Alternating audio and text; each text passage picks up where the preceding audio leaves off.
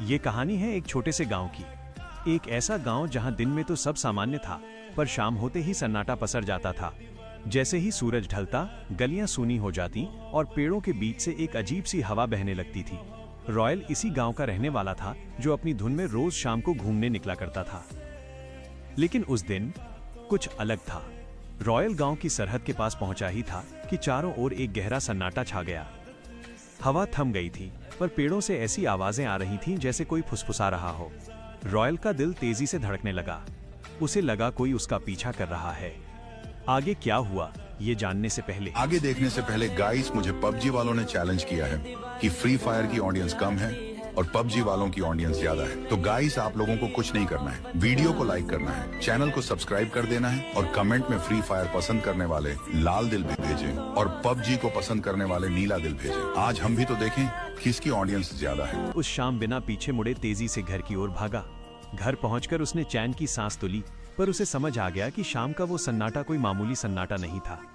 उस दिन के बाद रॉयल कभी सूरज ढलने के बाद घर से बाहर नहीं निकला।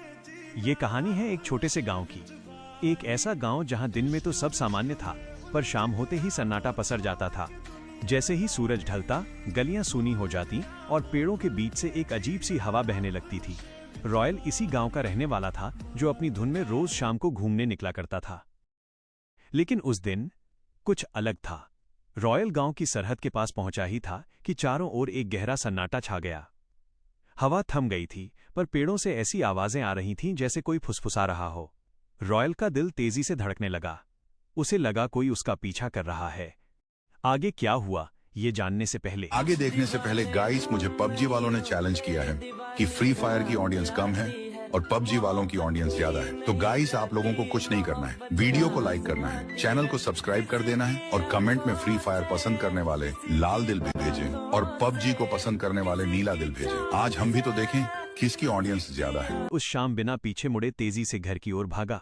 घर पहुंचकर उसने चैन की सांस तो ली, पर उसे समझ आ गया कि शाम का वो सन्नाटा कोई मामूली सन्नाटा नहीं था। उस दिन के बाद रॉयल कभी सूरज ढलने के बाद घर से बाहर नहीं निकला।